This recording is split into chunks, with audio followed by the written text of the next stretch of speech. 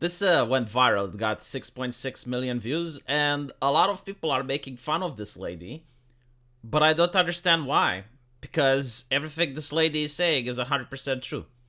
So let's listen to her, and then we can comment. I make more than a doctor, and I capitalize off of men. You guys are my biggest fans, even if you're haters. I made over $400,000 last year, and it is all because of you. So you guys want to keep clowning on sex work? Keep it up, because if you guys just came together as a whole, as men, we wouldn't be in business. We are profiting off of you. Thank you. Keep subscribing to our OnlyFans. Keep talking shit about sex workers, because we are making so much more money, and I'm about to be at fucking 1 million this year. Right, so why are people upset?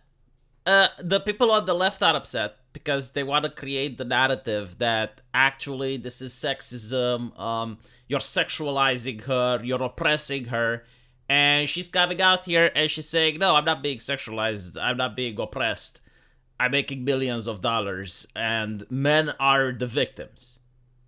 And if men were to come together, if men were to actually say, no, we're not going to stand up for this, then we would be out of a business. So my question is, what is the lie? What exactly is she saying that is not true?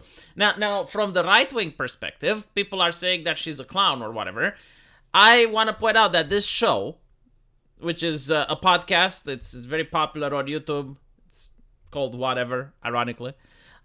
Is always getting girls, and the whole idea is to make fun of them, right? To get them to say stuff that is ridiculous. Like most of these ladies are good looking, they do various OnlyFans or various other activities, and the idea is to try to show that they're not very smart. But despite all that, did you notice how they keep coming? Like, why would you go on a show that you know is going to try and make fun of you? Like what's the purpose of that? And the reality is that all of the ladies that go on the show have a massive increase in their subscribers. They notice a massive increase in their donations. All of the people that are watching the show, and they're like, oh no, we're actually, alpha males. We understand the world better than anyone else. We're right-wingers, right? They subscribe to them. Not only do they subscribe to them, they also give them money. So this is why they keep going. This is why, knowing that it's a show that's going to try to dunk on them, knowing the format, knowing the viral memes that are coming out, I'm willing to bet that some of the women that go there may just play stupid on purpose. Because when you play stupid, then someone is going to clip that, it's going to go viral, and people are going to subscribe to them. There was even a lady that accidentally showed booba on the podcast. Why do you think she did that? Do you think it was an accident? Of course, she got kicked out of the podcast and, she looks so bad.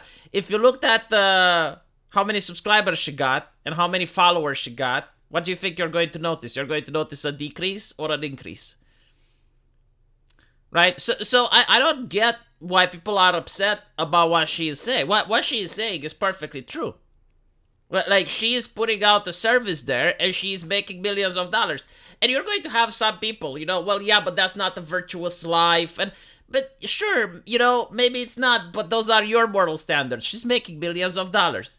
Yeah, but money isn't that. Dude, she's making millions of dollars. Like, we're not talking about making a little bit more money. We're talking about she's making so much that her and her children will never have to work. Oh, she's never going to get... She's making millions of dollars. You should you need to understand, right? Like, you cannot persuade the person that is making millions of dollars. That is my point. Now you can try to argue with the people around her. You can try to argue with society. But the reality, is, first of all, unless you have a relationship with a person, it's pretty much like arguing with strangers. It's like arguing with the man on the street that he is not giving you cash. Do you understand this? I know that morality is difficult to grasp, especially in our modern age, but it's literally the same. Like, if you walk up on a person on the street and you're asking him just flat out, give me cash, why won't he give to you? The reason is because you have no relationship with that person, right? There's no family connection. He's not your friend. He's a stranger, right? So why do you expect that when you go to a different stranger, which is this lady, and you're arguing that she should stop her business and she should stop making money, why should she listen to you? You're not her father, you're not her daddy, you're not her friend. Like, there is no relationship between you and her. Now, if she was in love with you, if you were her boss, or if you were a very close friend, then yeah, she might be inclined to listen. But trying to moralize to strangers and trying to impose your views on strangers that are making millions of dollars, I'm not saying you shouldn't, by the way, and this is important. I'm not saying you shouldn't or you shouldn't try.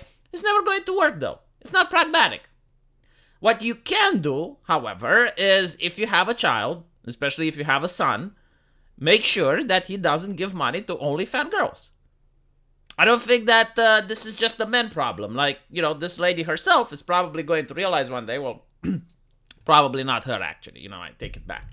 But women themselves are going to realize that if they happen to have a son and they become mothers, they will probably not appreciate if their son spends most of their finances giving money to random girls online.